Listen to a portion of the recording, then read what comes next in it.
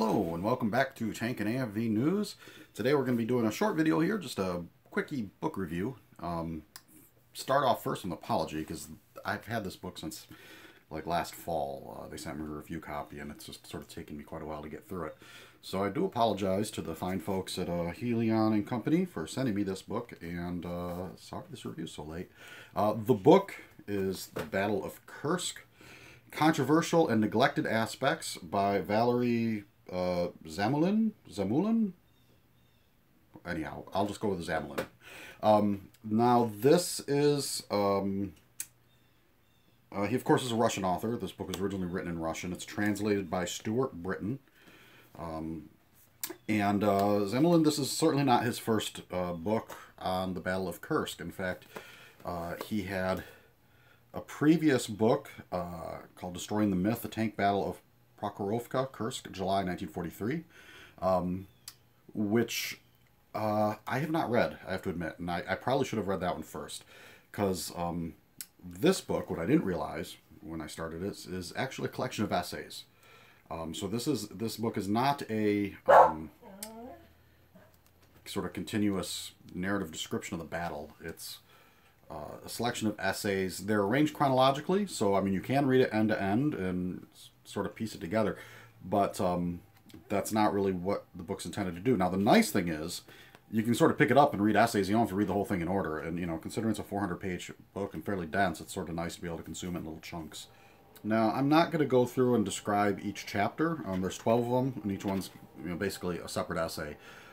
Just sort of point out some of the highlights people might be interested in. So the first chapter, it's one of the longest in the book, I mean it's 50 pages or so, is a review of the literature of the Battle of Kursk. Now this is, if you really want to get into sources, into the historiography of this stuff, this is where you want to go. So he really delves into, you know, what sources are out there, what sources have been used over the years for research, and, you know, what's been uncovered in the last, couple decades as a lot of those archives have been opened up over in Russia. So, for the people really into the historiography end of things, you're going to really enjoy that first chapter.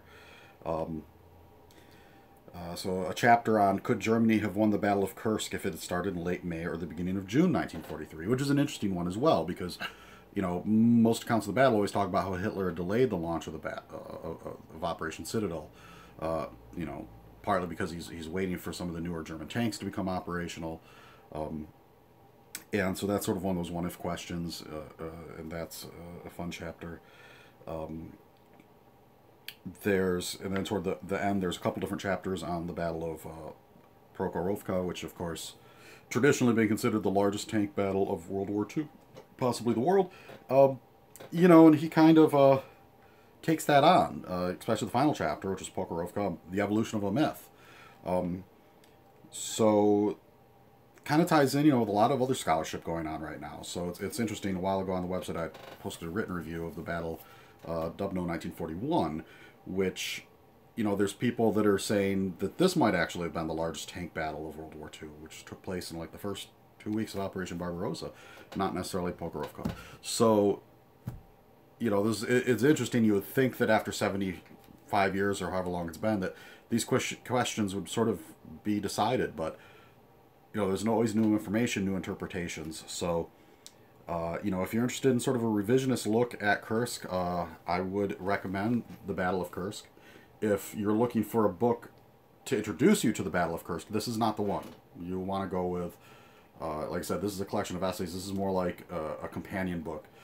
You could look at Zamulin's earlier works. There's other books out there as well. So again, I would just like to thank the fine folks, Helion, send me this review copy.